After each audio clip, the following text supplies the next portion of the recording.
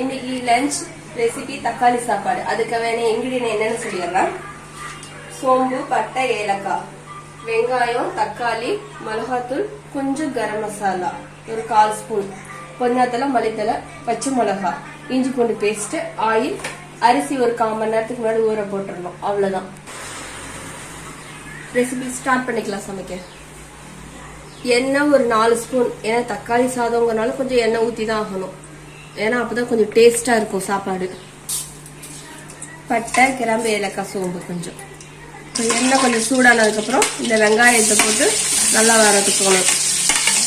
ஒரு அளவுக்கு ஒரு கோல்டன் ப்ரௌன் கலர் ஆகிற அளவுக்கு வதக்கணும்.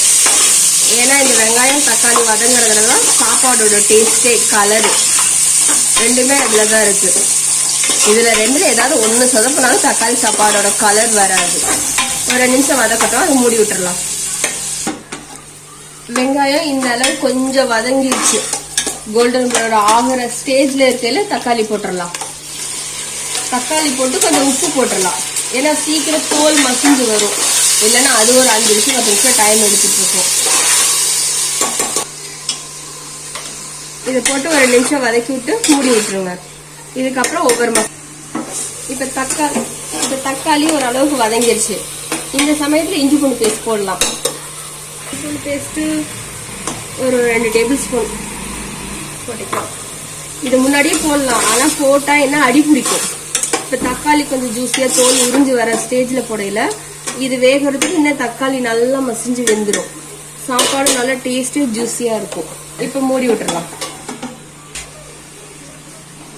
இப்ப பாருங்க, இது கொஞ்சம் நல்ல பச்சை வாசம்லாம் போயிடுச்சு. இஞ்சி பூண்டு பேஸ்டோட பச்சை வாசம்லாம் போயிடுச்சு. இந்த சமயத்துல நம்மளுக்கு கரம் மசாலா, இந்த மல்லித்தலை, புதினா எல்லாத்தையும் காரம் உங்களுக்கு தேவையான அளவு. நாங்க எங்க ஃபேமிலிக்கு இவ்வளவுதான் போதும்.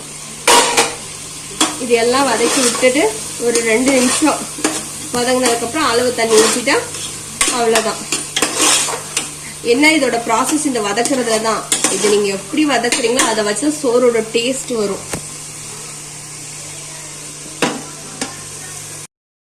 நல்லா மசாலா அப்படியே வெந்து வந்துருச்சு பாருங்க. இந்த சமயத்துல அளவு தண்ணி 1:2 அந்த மெஷர்மெண்ட்ல ஊத்திட்டீங்கன்னா தக்காளி சாதம் ரெடி. 3 விசில் விட்டு ஆஃப் பண்ணீங்கன்னா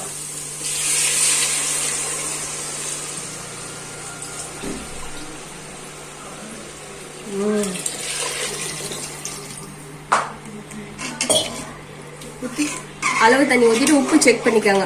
உப்பு செக் பண்ணி அரிசி போட்டு 3 விசில் விட்டு ஆஃப் பண்ணா தக்காளி சாதம், சுவையான சாதம் ரெடி. இப்ப எல்லாமே உப்பு எல்லாம் செக் பண்ணியாச்சு, அரிசி போட்டாச்சு. இது குக்கர் விசில் மூடி 3 விசில் விட்டா போதும்.